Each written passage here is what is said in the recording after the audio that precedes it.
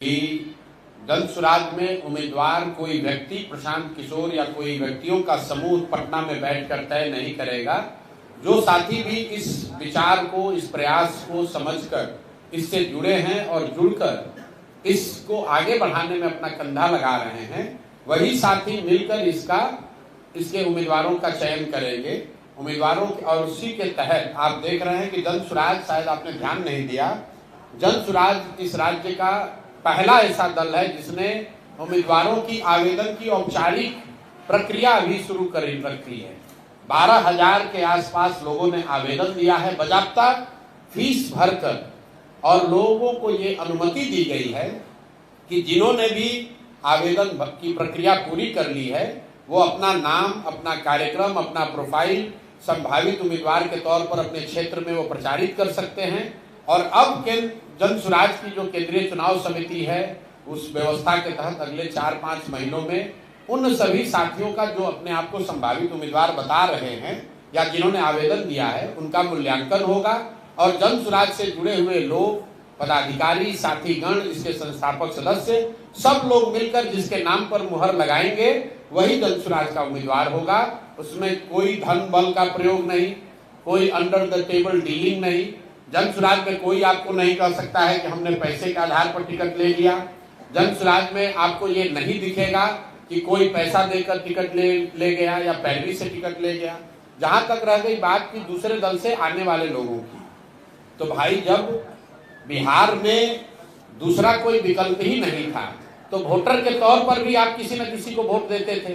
बहुत सारे अच्छे लोग जो राजनीति करना चाहते हैं वो किसी दल, बेहतर विकल्प के अभाव में किसी दल के साथ थे।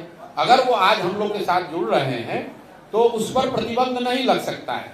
और इस पर व्यापक चर्चा हुई है जन सुराज में 2 बरस कि क्या हम लोग को प्रतिबंध लगा देना चाहिए कि दूसरे दल से आए हुए लोग इसमें चुनाव नहीं लड़ सकते हैं। और सामूहिक निर्णय यह है कि नहीं, प्रतिबंध नहीं लग सकता है, क्योंकि बहुत सारे अच्छे लोग दूसरे दलों में हैं जो कि आकर जन सुराज के प्लेटफॉर्म को मजबूत कर सकते हैं।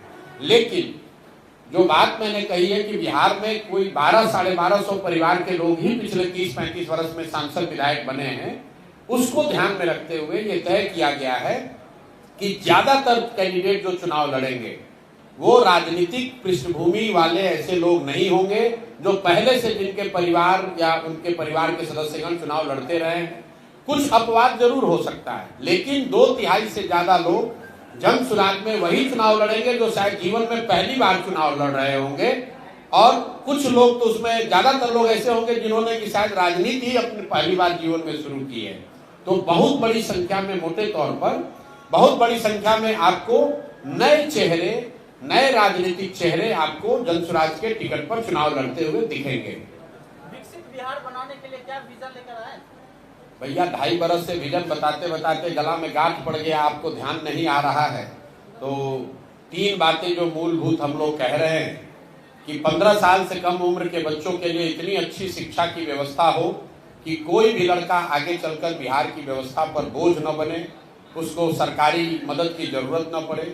15 साल से 50 साल की उम्र के जो युवा हैं जो वापस जाकर पढ़ नहीं सकते हैं, जो उनको हर हालत में उनके हाथ में पूंजी उपलब्ध कराया जाए ताकि वो स्वरोजगार कर सकें, अपने लिए रोजगार और इनकम का जरिया पैदा कर सकें। और 60 वर्ष से ऊपर के लोग जो न पढ़ सकते हैं न अब नया कोई रोजी रोजगार कर सकते हैं, वो इज्जत की जिंदगी जी सकें, इसलिए कम से कम उनको 2,000 रुपए का मासिक सुविधा जरूर सरकार की ओर से दिया जाए। ये 3 बातें हम लोग मूलतः बता रहे हैं।